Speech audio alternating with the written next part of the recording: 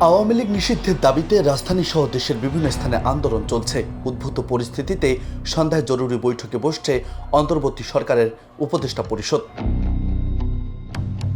শনিবার বিকেলে অন্তর্বর্তী সরকারের একটি সূত্র বিষয়টি নিশ্চিত করেছে। তবে জরুরি বৈঠকটি নির্দিষ্ট কোন বিষয়ে অনুষ্ঠিত হতে যাচ্ছে সেই ব্যাপারে বিস্তারিত জানা যায়নি।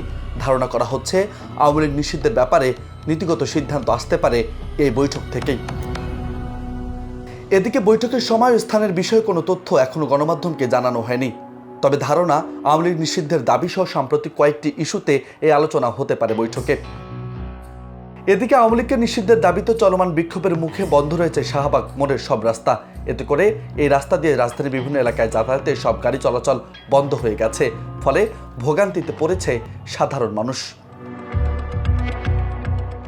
এর আগে বৃহস্পতিবার রাতভর আওয়ামী লীগ নিষিদ্ধের দাবিতে প্রধান উপদেষ্টার বাসভবনের সামনে আন্দোলন করে ছাত্র জনতা। এরপর গতকাল শুক্রবার বিকেল থেকে শাহবাগের সড়ক অবরোধ করে আন্দোলন করছে ছাত্র জনতা।